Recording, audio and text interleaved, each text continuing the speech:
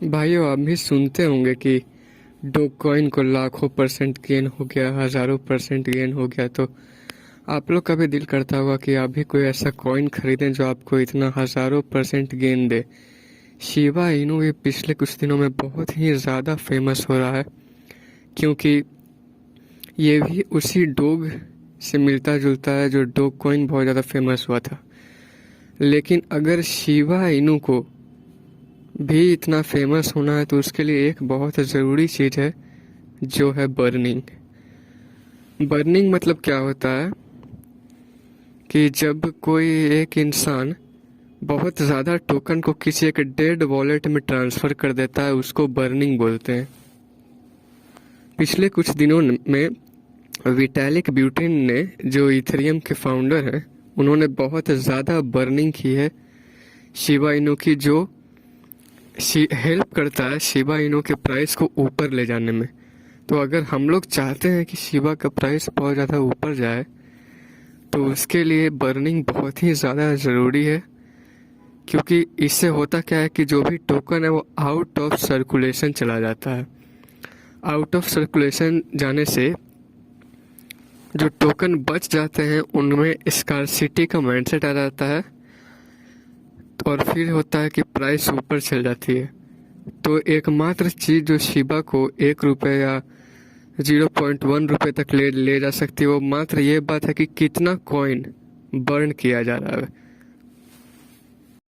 पिछले कुछ दिनों में ये तो एक अच्छी बात हुई है कि जो शिबा इनू की जो परचेजिंग है वो बाय ज़्यादा हो रही है और सेल कम हो रही है। लगभग 65% तक बाय है और 35% तक ही सेल है। इसका मतलब कि थोड़ा सा पॉजिटिव ट्रेंड ज़रूर है। शिबा इनू के पीछे एक बहुत बड़ी कम्युनिटी लगी हुई है, और पिछले कुछ दिनों में शिबा ने मीटावर्स की भी अनाउंसमेंट की थी, जो शीबर्स है। अगर शीबर्स भी बहुत फेमस होता है तो भी उस केस में शिबा इनू ऊपर जाएगा। लेकिन दिक्कत ये है शिबा के साथ कि शिबा एक टोकन है, एक कॉइन नहीं। यानी कि शिबा इनू का एक अपना ब्लॉकचेन नहीं है, वो इथेरियम के ब्लॉकचेन पे चलता है।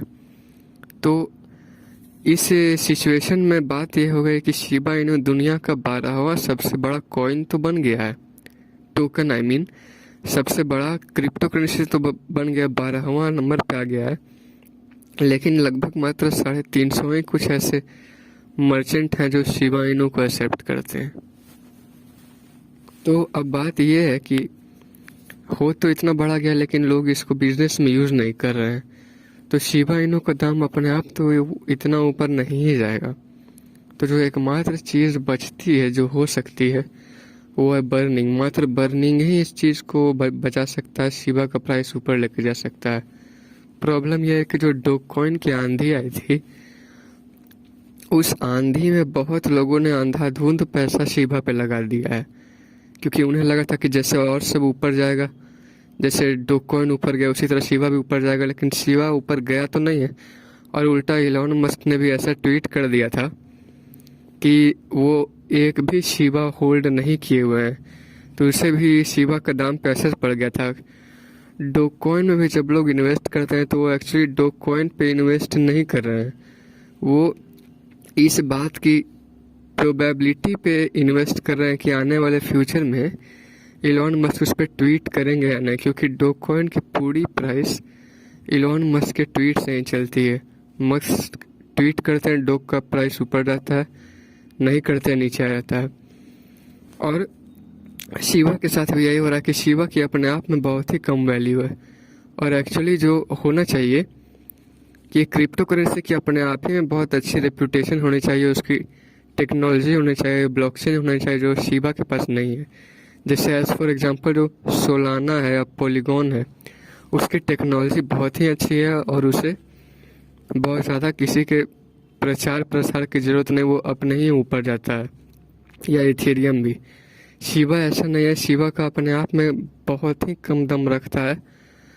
वो पूरी तरीके से एक तरह से अपनी कम्युनिटी पे ही निर्भर हो गया है कि जब हवा आती है डोग की तो शिबा भी ऊपर जाता है, नहीं आती है तो फिर नीचे आ जाता है। तो जब आप इन्वेस्ट करते हैं तो आपको ऐसे क्रिप्टो में इन्वेस्ट करना चाहिए जिसकी अपनी टेक्नोलॉजी अच्छी हो, वो कोई स्विंग पे ना हो। शिवा कम्प्लीटली अब इस पे निर्भर है कि जो बड़े बड़े होल्डर हैं, जो वेल हैं, जैसे विटालिक हैं, जो या इनके ओनर लोग हैं, वो कितना बर्न करते हैं। अगर बहुत ज़्यादा बर्न करेंगे, जितना बर्न करते हैं उतना ही ऊपर जाएगा। इसकी पूरी वैल्यू मेरे हिसाब से मात्र बर्न पे आ गई है। और अगले एक वीक में या एक महीने में भी, मुझे लगता है अगले एक महीने में फरवरी के लास्ट तक में भी शिबा इनू को और नीचे ही जाना चाहिए। और आप ये भी देख सकते हैं कि इतने सारे मीम कॉइन आ रहे हैं, यानी कि शिबा इनू तो आया ही, डॉग कॉइन आया ही, कीशु इनू आ चुका है, बेबी डॉग आ चुका है, डोरेमोन इनू आ चुका है। तो अगर हर एक महीने हर एक दिन एक नया ही मीम कॉइन आएगा तो वैल्यू ऊपर कैसे जाएगी? क्योंकि पैसा तो एक इनफ ही है, पैसा अनलिमिटेड तो है नहीं।